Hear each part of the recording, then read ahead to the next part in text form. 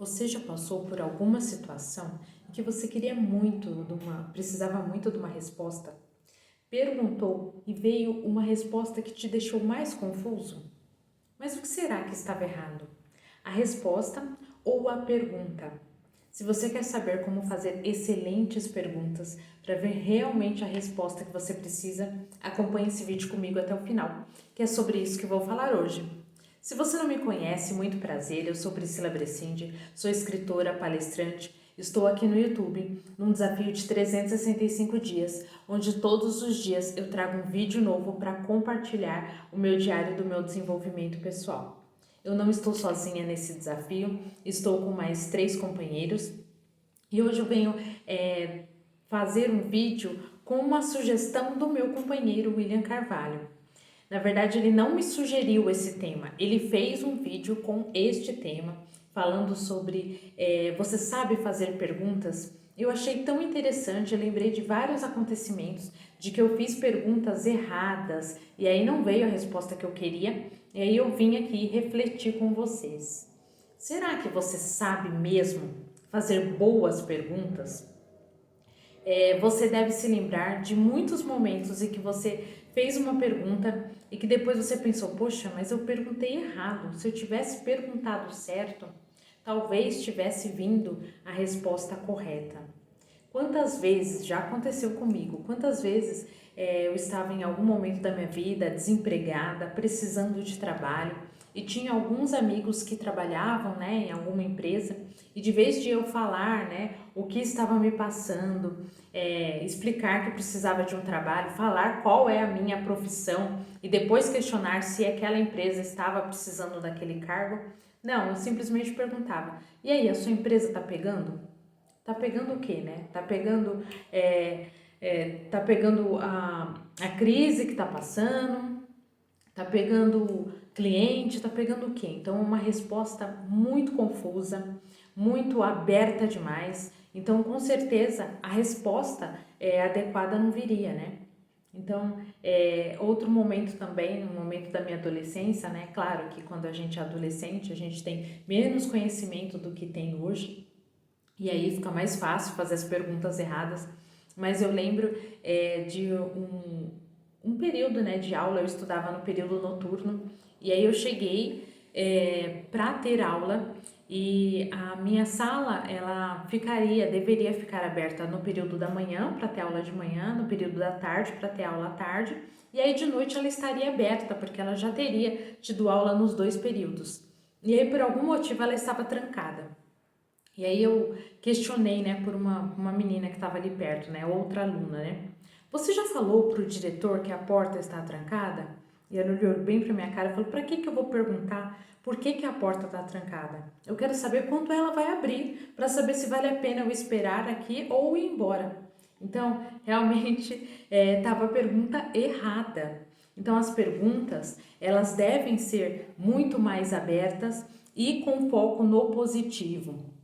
Esses dias também eu estava vendo um vídeo de que uma pessoa estava falando sobre como ela conseguiu vencer a depressão através de cuidar das plantas.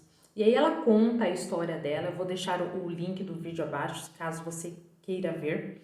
Mas ela conta a história dela de que ela estava numa depressão muito profunda. Então ela chorava muito, não conseguia trabalhar direito, e não era porque ela estava com um problema grave, pelo contrário, ela já tinha faculdade, já tinha 2 faculdades, já tinha pós-graduação, tinha um emprego dos sonhos que ganhava muito bem e ela era muito reconhecida, ganhava até vários prêmios nesse trabalho que ela tinha. Então as pessoas conheciam o valor dela, mas por algum motivo ela estava muito triste, ela não entendia por quê. E ela se questionava várias vezes, qual é o motivo da minha tristeza? Por que eu estou triste? Por que eu estou triste? E ela mesma disse que ela achou a solução quando ela parou de questionar por que eu estou triste e começou a se perguntar o que é que me faz feliz. Então uma pergunta com foco no positivo, ela muda toda a perspectiva. Como é comum hoje em dia os líderes, os coordenadores, os supervisores procurar o culpado de algum erro que aconteceu na empresa com o cliente, em vez de buscar a solução. Então, a primeira coisa para se fazer boas perguntas é ter foco na solução. Outro dia também eu fiz um vídeo aqui falando que muitas das vezes a gente tem um problema, não consegue materializar as coisas, não consegue manifestar coisas boas, tá acontecendo um monte de problemas na nossa vida e a gente não se questiona como que aquilo pode melhorar. Talvez em algum momento da vida a gente se questione por que isso está me acontecendo, o que eu fiz de errado para estar passando por tudo isso. E essa é uma pergunta incorreta. Só vai levar a mais problema, porque estamos nos focando no problema. E o pulo do gato, né, a solução é justamente as perguntas que levam com foco na solução. Então, se por algum momento, né, você percebeu, poxa, Prió, entendi tudo que você falou, mas agora que eu entendi que eu estou fazendo as perguntas erradas, como eu vou fazer as perguntas certas? Então, eu trouxe algumas dicas aqui de coisas que eu utilizo que dá muito certo para eu encontrar boas respostas. Então, a primeira coisa é ter foco na solução e não no problema. A segunda é que as perguntas elas devem ser parcialmente fechadas. Então, se ela for uma pergunta fechada demais, com sim ou não como resposta, né? Dificilmente você vai entender o que você precisa realmente fazer, qual atitude você precisa realmente ter. Então, as perguntas elas precisam ser parcialmente fechadas. Tem que ter um número limitado de respostas, mas tem que ser algo que esteja a abrangência, a explicação do que é necessário fazer e por quê. Então, uma pergunta boa a se fazer também, por que, né? Eu preciso fazer isso? Como eu posso fazer isso de uma maneira melhor? Outra coisa também, na pergunta, ela deve ser sempre feita apenas uma pergunta por vez. Então, quantas das vezes a gente pergunta para os nossos filhos? Acontece muito isso comigo, pergunto para meu filho, por que você está fazendo isso? Você não quer fazer outra coisa? Você não quer comer? Faz várias perguntas ao mesmo tempo. Ele fica tão confuso que ele não consegue responder nenhuma. Então, as perguntas, elas devem ser feitas perguntas objetivas, mas uma de cada vez. Criar também perguntas diferentes. Então, se você fez uma pergunta e não achou a resposta que você queria, talvez aquela resposta, aquela pergunta não esteja clara o suficiente. Então, por que não mudar a maneira como está se perguntando? Talvez a ordem ou simplesmente mudar mesmo a pergunta com uma pergunta totalmente diferente. Fazer um teste também. Então, quando você pergunta algo para alguém ou pergunta para o universo por que isso está acontecendo comigo, e quando a gente vem a resposta, é fazer um teste. Então quer dizer que eu preciso fazer esse trabalho que vai me deixar mais feliz ou mais contente. Também a mesma coisa para o seu filho, né? Entendi, você não limpou o seu quarto por causa disso. O que você precisa para você limpar a partir de agora? Então você reafirmou, né, o que você entendeu com a resposta que você recebeu naquele momento e fez outra pergunta um pouco mais abrangente para que ele desse a solução. E por último, e não menos importante, quando a gente faz a pergunta, a gente tem que estar aberto à resposta. Então, quantas das vezes também nós caímos no erro de questionar alguém, né?